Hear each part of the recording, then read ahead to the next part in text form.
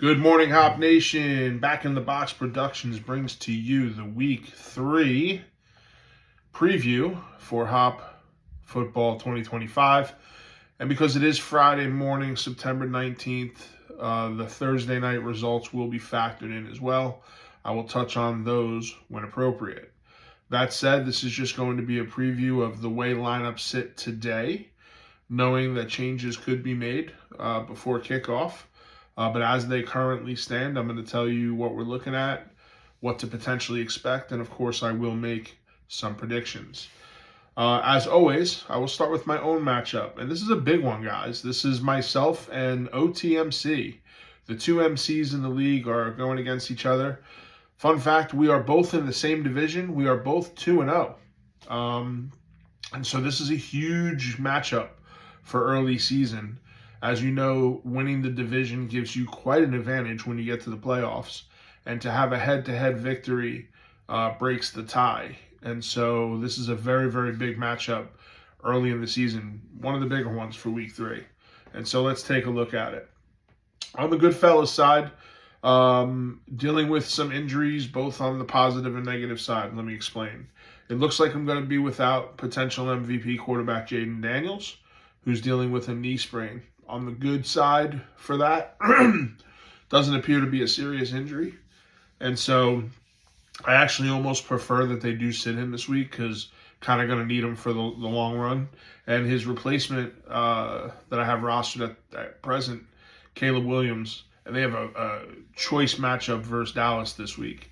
So I'm actually happy to have Caleb Williams in there. I think he has a chance to have a really solid game. On the running back side, Christian McCaffrey, Kenneth Walker.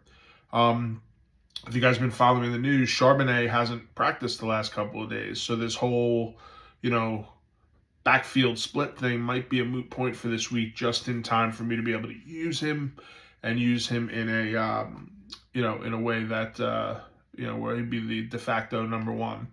So that's a good thing. On the receiver side, currently I have T. Higgins and T. Mac. Higgins from Cincinnati, T. Mac from Carolina. Not sure if Higgins is going to make the final lineup. As you know, Burrows had gotten injured, so we're going with the Browning experience for the rest of the season, pretty much. And they are playing Minnesota. Minnesota's defense is pretty tight, so there might be some changes made there. But as of now, I do have him in the starting lineup. T. Mac,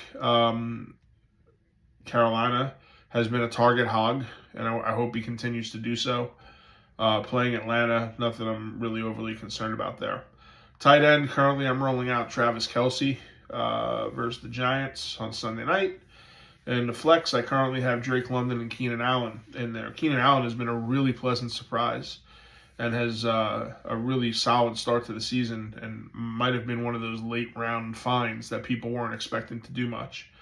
Drake London has been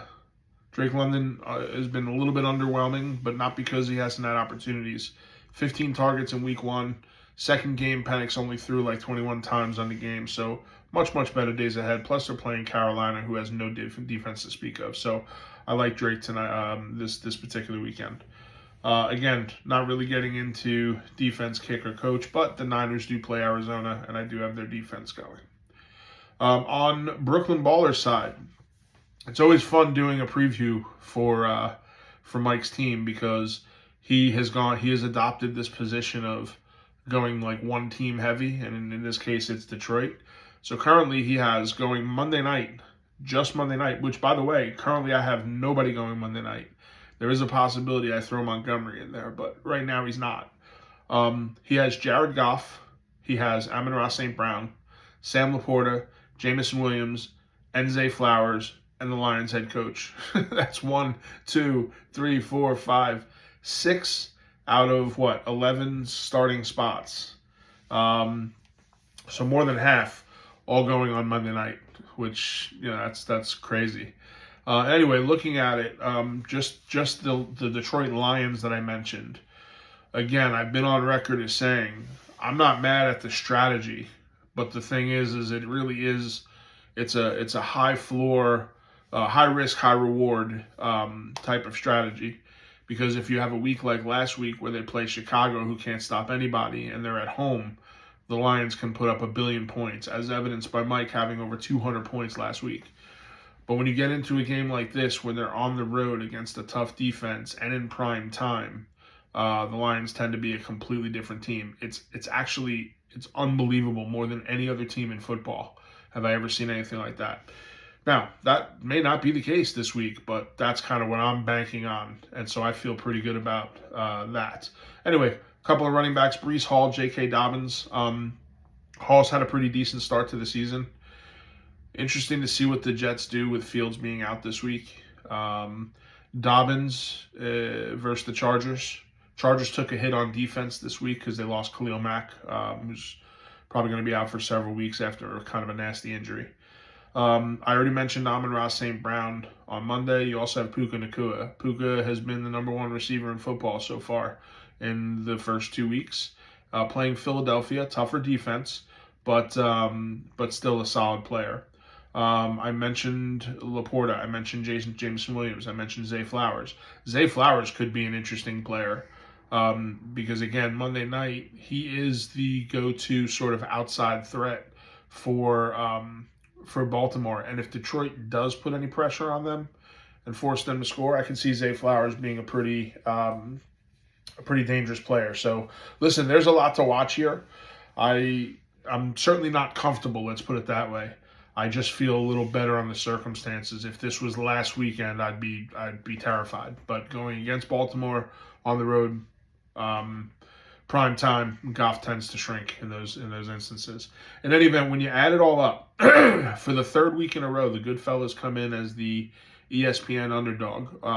All of my matchups have been deemed fairly close, but I'm coming in as the underdog again, only by a couple points. Again, I don't really put a lot of credence in these projected totals. But they have Mike as a slight 4-point favorite over the Goodfellas. Neither one of us had anybody play on Thursday night. And as a result, we have all our players going this weekend.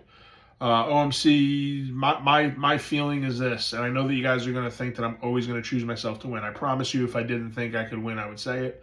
I do think I'll win this weekend, though. I do. I think, I could also just as easily get blown out if Detroit does what they did last week. But I do think that I have enough to win this one. So, all right. Anyway, enough about that. Let me move on. Next matchup we have is Eddie's Hops Chop Block versus Rickard and the Scooter Boys. Now,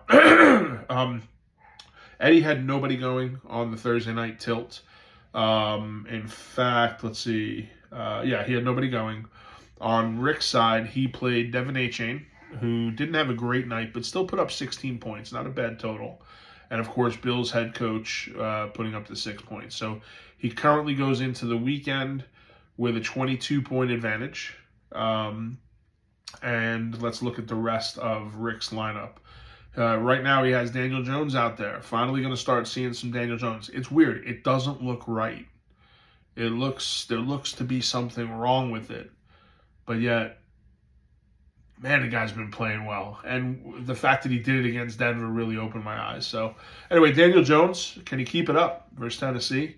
Saquon Barkley, we know what he's all about versus the Rams. On the receiver side, Ladd McConkey just got a clean bill of health. He was kind of injured this week, but he's doing okay from what I understand. Logged the full practice yesterday from what I read. Mike Evans versus the Jets. Tampa's rolling pretty good right now, coming off a nice emotional win this past Monday. So on a short week, we'll see what happens with Evans, but he's always dangerous. Jake Ferguson, tight end for Dallas, has had a really nice early start to the season. They're playing Chicago. Chicago cannot stop anybody through the air. So it's just a matter of whether or not Ferguson will be part of the game plan for Dallas. But he certainly could be, and he's had a real nice start to the year. And so look for that to continue. On the flex side, Rick currently has DeAndre Swift and Jacoby Myers. I have to take a little bit of a hit here, and I know it's only 2 weeks, but I said before the season I thought DeAndre Swift would have a really nice season. He's been underwhelming the first 2 weeks. He really has. I still think there's a chance. Dallas is not a good defense. So I still think there's a chance that he could do well. He's actually projected to do pretty well as well. So we'll see. I still have high hopes for Swift, but it's coming down to that time where you got to, put up or shut up. Jacoby Myers, Vegas versus Washington. Again, I think, he's the de facto, well, no, never mind. I was going to say something there. Look, Jacoby's had a decent start to the season. He's a productive guy, and Washington's defense isn't anything, to be overly concerned about. So there you have it. On Eddie's side, number of quarterbacks. So he's going to scramble a little bit on quarterback after losing Burrow, unfortunately. Traded for Burrow a couple days later. He's out for the season. So looks to be running out Drake May, New England quarterback versus Pittsburgh, Sunday afternoon. Running backs Josh Jacobs and Chase Brown. Interesting thing to watch here. It'll be interesting to see how Chase Brown molds into form with the Browning experience going on. Generally speaking, Browning in there is going to be put a little bit of a damper on all offensive players. But there's one thing you can't deny about Chase Brown. He's taken every carry in both games. There's literally no competition for him. And so maybe that means they lean on him a little bit more. We'll see. He hasn't had the type of success in the first two games that has warranted the high draft pick, but should be interesting to see what he can do with the new sort of makeup of the team.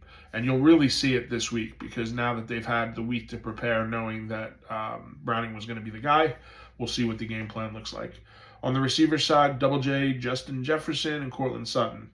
Again, Jefferson's another one.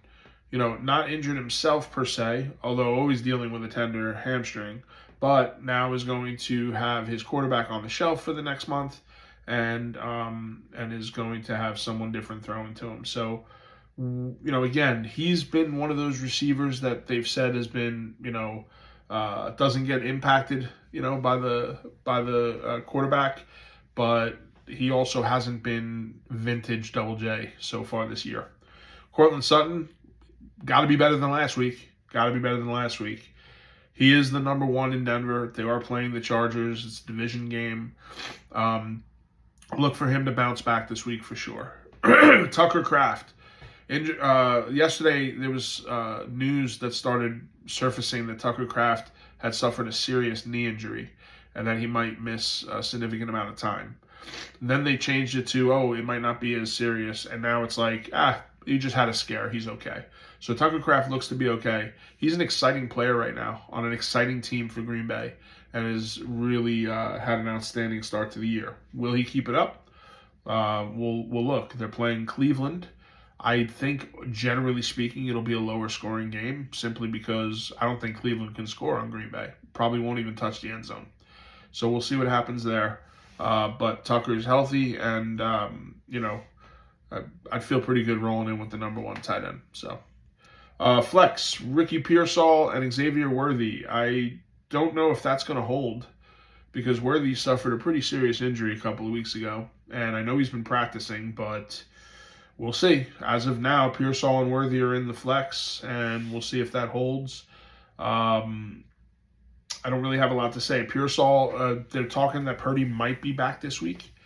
But if not, it'll be Mac Jones, who's okay. And if you get Worthy back, that should be a big pick-me-up for Kansas City.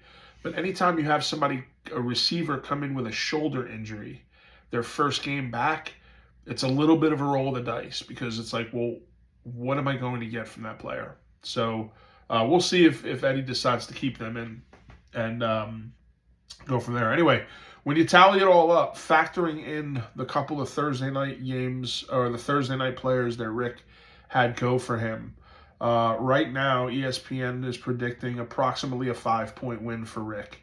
Now, if Eddie can overcome that, he will notch his first victory in his Hop career, which is great. If not, he'll fall to 0-3, which is tough, but he still has a lot of players on this team. So still early in the season. You definitely don't want to start 0-3, but he's got a good shot in this one. As far as Rick's concerned, he's currently 1-1, so he'll either increase to 2-1 or fall to 1-2. As I look over the matchups and a couple of question marks that I have, I do think I do think that Scooter's Boys gets a close victory this week. I wouldn't be surprised if Eddie pulled out the win, but just looking at it, I have some question marks on Eddie's side. And based off of those question marks and the points that are already in the bank for Rick, I'm looking at probably a close Scooter's Boys victory this week. So we'll see what happens. Good luck to you both, gentlemen. Okay, moving on. we go to the other Rick, the Polar Bears. Rick Penner sitting at 2-0, taking on Errol and the Polish Powers at 1-1. Both of these gentlemen had successful Thursday night players going and kind of canceled each other out. Josh Allen for the Polar Bears put up a nice 27 points. I can tell you, let's see here. Give me a second. Nope, never mind. So yeah, Josh Allen, 27 points. Wasn't quite sure what you were going to get from Allen in this game. Couple things. Number one, Thursday night. Number two, Miami division matchup. Number three, he had that nose thing and he was going to be playing with a visor. I was kind of thinking that they might go pretty run heavy. They kind of did, actually, because on the other side, James Cook had a real nice game, 25.8 points for Errol. But the fact that he got 27 from Allen on a game where he easily could have had one of those games where he managed the game really well, I think was a good thing. Didn't throw for a lot of yards, but, got his touchdowns. So anyway, right now, 27 to 25, basically. About 1.5 points separates the two with Thursday night in the books. So let's take a look at what we have here. On the Polar Bear side, quarterback in the clubhouse. We have that running back, Jahmyr Gibbs, ETN. Listen, the story's the same on Jahmyr Gibbs. Playing Baltimore on the road, he's a dangerous player, of course. There's a reason he was a first-round, top 3 pick overall. But not a great spot for Detroit, if you ask me. So Gibbs temper expectations potentially. But listen, anytime I can have a top-tier player on prime time on Monday night, I'm excited. That's a weekend I'm excited to see what happens. ETN has been playing, pretty well. In Jacksonville, they've definitely put their eggs in the ETN basket, and they play Houston, which is a halfway decent defense, so we'll see what happens there. On the receiver side, DK Metcalf versus New England, Deebo Samuel versus Vegas. The question with Deebo here is, who's going to be the quarterback? Does Deebo have the same value if Marcus Mariota's in there? Washington's saying all the right things. They're saying that they look at Mariota as a starting caliber quarterback. Deebo's enough of an untraditional player to where they can use him in different, as almost like a gadget player, more so than your typical standard receiver. So I could see him still holding value there. But there's a lot to see, I don't really know I haven't been through the benches to see what the alternatives are, but Deebo had a nice game last week, and we'll see. We'll see what he can do. It looks like Mariota is going to be the guy. Tight end Brock Bowers, after kind of a no-show last weekend, and this is an interesting one because all week long last week, all you heard from Bowers was the knee's not that bad. It's fine. I could have gone back in, and then he didn't practice. Then he logged the practice. Then he went into the game, and he was like a decoy. Didn't really do much.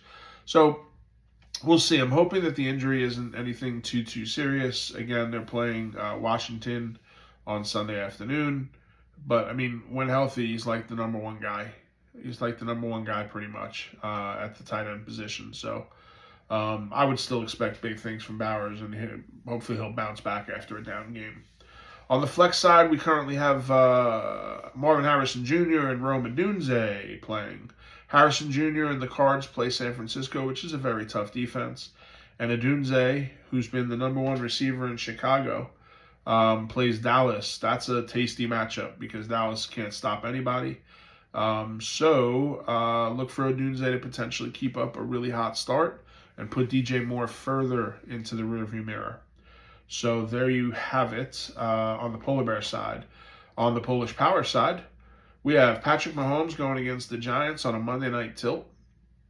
Patrick Mahomes is one of those interesting quarterbacks because you never know, he's a great NFL quarterback, but sometimes he disappears in fantasy. So we'll see what he does against the Giants. A lot of that's going to depend on if Worthy comes back, if they, something's up with Kansas City right now, currently at 0-2. But you do have Mahomes there. Running back, we already mentioned Cook. Jonathan Taylor's the other running back who had a great week last week and looks to continue this week versus Tennessee, a division matchup. And then on the wide receiver side, we have CeeDee Lamb and Devontae Adams, both big names. Again, CD could feast in Chicago. Chicago's pass defense is non-existent. And so CD should and probably will feast versus Chicago. He's a dangerous player this particular weekend. TJ Hawkinson has been horrendous in his return this year as the tight end. So I don't know. I see no reason for that to get better except the fact that he's historically been a good player. So, we'll see, but it looks like he's fallen off the cliff. So we'll have to see how that plays out. On the flex side, Ramondre Stevenson and Quentin Johnston in the flex. I'll say this, Ramondre Stevenson has played really well, and maybe the whispers of Travion Henderson taking his job affected him because he's played with a renewed sense of, purpose, if you will, like he's fighting for a job perhaps. So he's been really, really good. Quentin Johnston has been equally good, has actually been the top scoring receiver for the Chargers.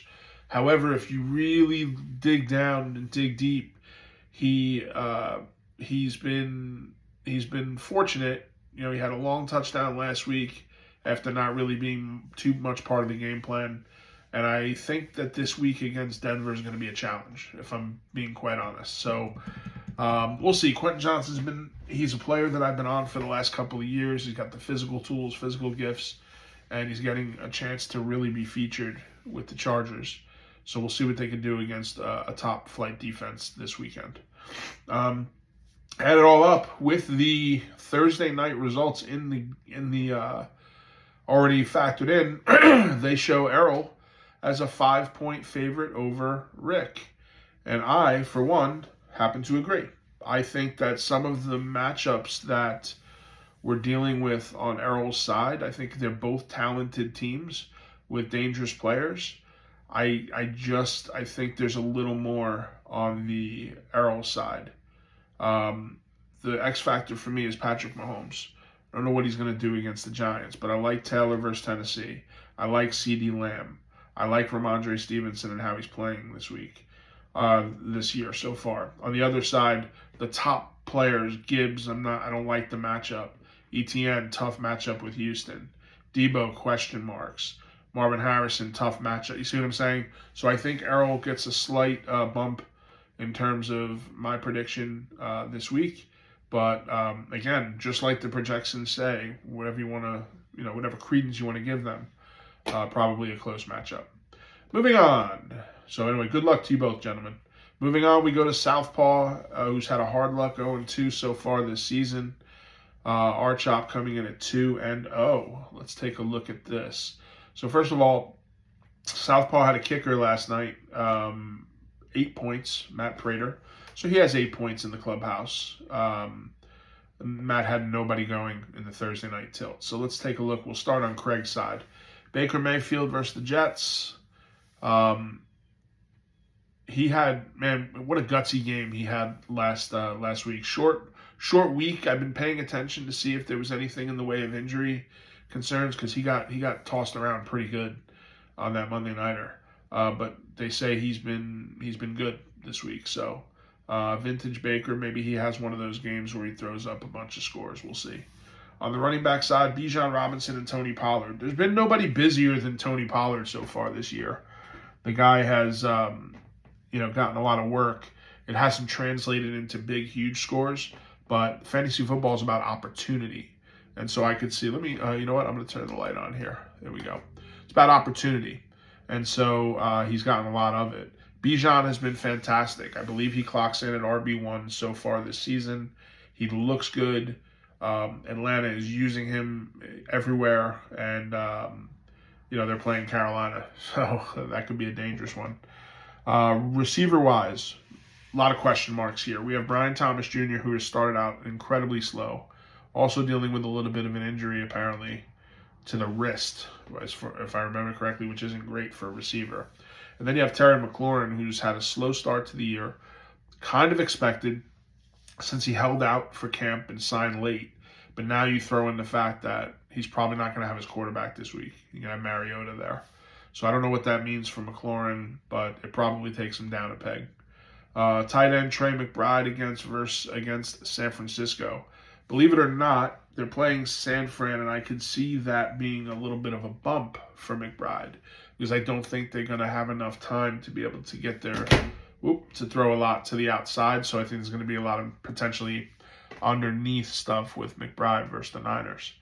And then on the flex side, we're going Omarion Hampton. We're going to go, back to the well and see if that can work out versus Denver, and then DJ Moore versus Dallas. Listen, DJ Moore, you've heard me say it a couple of times.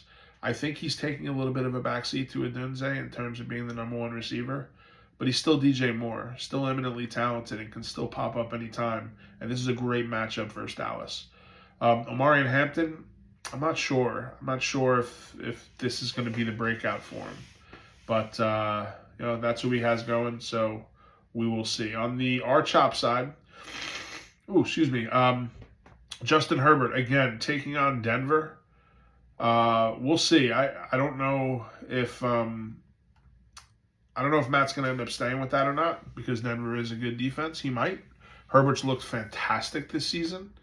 And so it's one of those things where do I go with the hot hand or do I go with someone who maybe has a better matchup? I believe Matt has Dak on his, so I don't know. We'll see how that plays out. But right now he's got Herbert in versus Denver, who's had a phenomenal season so far in terms of Herbert. Running back side, Genti and Kyren Williams. Genti's been underwhelming so far to justify his first-round draft pick as a rookie. Maybe it's the overall team. I'll tell you, he looks confused. He looks a little confused out there the few times that I've seen him. And so if that's the case, there's no doubt he has the physical tools. It's just maybe the game is a little too fast for him at this level. That it'll slow down. It'll slow down as long as he has the right, coaching and stuff in his ear. Right now he looks a little overwhelmed. So we'll see. He hasn't been fantastic, but he's a fantastic talent, if that means anything. Kyren Williams versus Philadelphia. This guy's interesting because every year you think they're going to split more and split more. This guy comes in and just is a ball hawk. Hasn't seemed to play out that way too much so far this year. So we'll see. I don't know if the tide's starting to turn there. Still a dangerous player, still capable of putting up a bunch of points. They are playing Philadelphia, good defense, but we'll see. Receiver side, JSN and Garrett Wilson. JSN, a budding superstar. The guy is the clear number one in Seattle, having a great season already so far. Garrett Wilson is the de facto number one with the Jets. Perhaps the fact that no Fields is there is a benefit to him. We'll see. Kyle Pitts in the tight end. I can't believe he's making a regular appearance in a starting tight end, but they are playing Carolina. He's had a halfway decent season. He's been somewhat present. Still very underwhelming for what he should be able to do. But anyway, flex, Malik Neighbors, Chuba Hubbard. Neighbors versus Kansas City on prime time. Listen, there's not a lot that this guy can't accomplish. He's been unbelievable. The catches he's able to make is incredible. So I like having a player like that in prime time. Kansas City's a decent defense, and they're struggling right now. So, we'll see. Chuba Hubbard, Carolina versus Atlanta. Projected to get 16 points. Would be nice if he does. I know Atlanta is technically the number one defense in terms of scoring so far, but I'm not scared yet, if that means anything. So, all right. So when you tally it all up, I think right now, and you add in the 8 points from Thursday, right now ESPN has this as kind of a dead heat, a 1 point advantage for R-Chop, 1 point advantage. I will tell you that in my estimation, this is a very, very hard one to call because there's a lot of matchups and situations that I don't like on the Southpaw side. And on the R-Chop side, but I think I think Matt's going to get the victory here. I think R-Chop gets the victory once again, I do think it'll be close. And I would not be surprised at all if Craig pulls out a victory. He just has a lot of question marks with some of the big players here in terms of matchups and surrounding team members like McLaurin with the quarterback, the whole thing. So I'm not really sure how this will all play out, but I think right now I'm going to lean a little bit towards Matt here, and I think the projected line here probably is correct. It's that close. Anyway, good luck to you both, gentlemen. Craig really needs this win at 0-2 so far. 0-3 is not a death blow. People have come back from that, but it's just a situation you prefer not to be in. So good luck to you both, gentlemen. Moving on to the last matchup, we have a battle of 0-2s. Someone is going to walk out of this matchup with a third loss, and we have the champ, CB, formerly known as the Chosen Ones, and then we have Morrow of Morrow's Vikings. In this matchup, Morrow decided to play Bills defense and only got 2 points out of them. So he is in the clubhouse with 2 points from his defense, and that was it. Nobody else had anybody else going last night. So let's take a look. I'll start on Morrow's side. Morrow has currently in his lineup Jalen Hurts versus the Rams. Hurts, the pass game's been underwhelming, but Hurts is always a dangerous, touchdown scorer, has the wheels. So we'll see how he fares this weekend against the Rams. On the running back side, we have Bucky Irving, who's looked great, and Alvin Kamara, who's played really well for a kind of a bad New Orleans team. And they play the Jets and Seattle, respectively, a couple of tough defenses.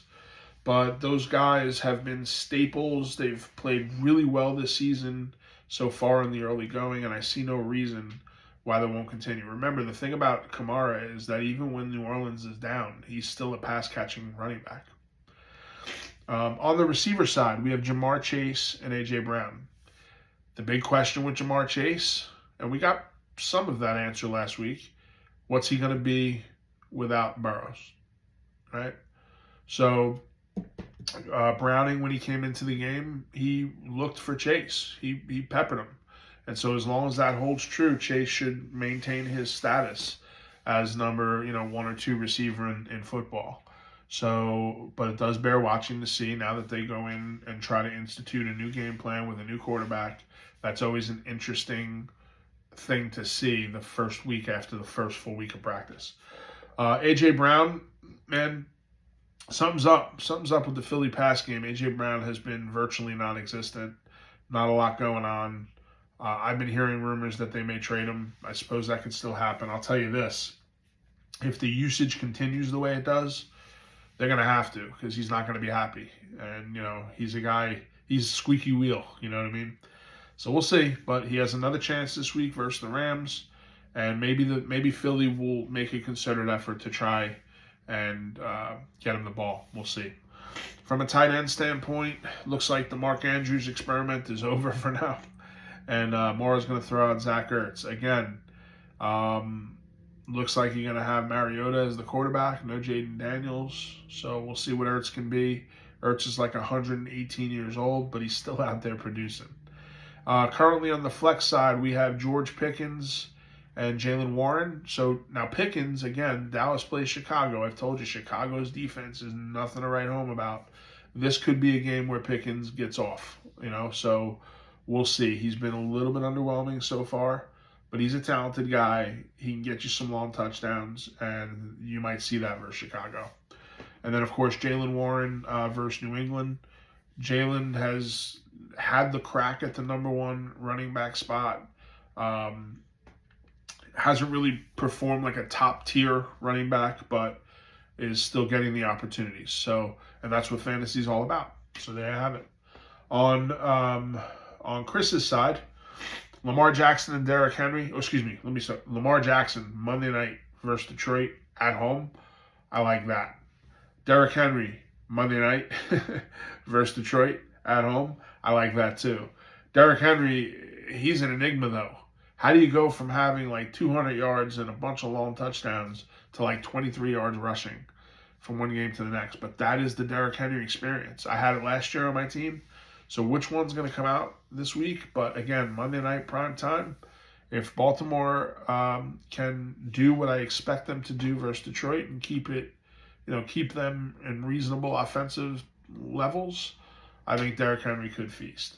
And then Javonte Williams, man, make me eat my words. Javonte looks like the Javonte of the pre-injury. He's had 2 wonderful weeks. There hasn't even been a sniff from anybody else in the Dallas backfield. He's played well.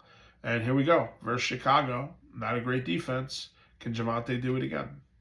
On the receiver side, Nico Collins and Emeka Ibuka. So I'll take each one. Nico is playing for a very frustrating Houston team, but he's still the go-to guy, still making incredible catches, and so he's always a threat. Ibuka might not play this week. We'll see. He's been injured. But if he's in there, he's had 2 games of touchdowns so far. Can the rookie continue? But again, you got to watch and see what his availability is going to be. Tight end Tyler Warren's been dealing with an injury this week as well, but apparently he's back, and he still continues to be somewhat of the focal point of a surprising Indianapolis team. So we'll see if that continues. On the flex side, we have Krosky Merritt, Bill, who's going to get his shot at the starting running back position in Washington, with Eckler being, completely out. And then we have Jordan Mason, who is the RB1 in Minnesota. I told you it was going to happen. Didn't think it would happen this quick. The injury helped, but Aaron Jones, hamstring injury, IR, out for 4 weeks. In comes Jordan Mason to potentially be the bell cow. This could be a good run for Mason and a good run for Chris. So there you have it. When you tally it all up, including last night's tilt with Buffalo, Miami, ESPN's predicting approximately a 10-point victory for Chris. I concur. I think Chris gets the victory here, and frankly, I don't think it's particularly close. I think he has some really solid matchups. I think he has some players that are heading in the right direction, and I think that this is a team that I personally would not want to be playing right now.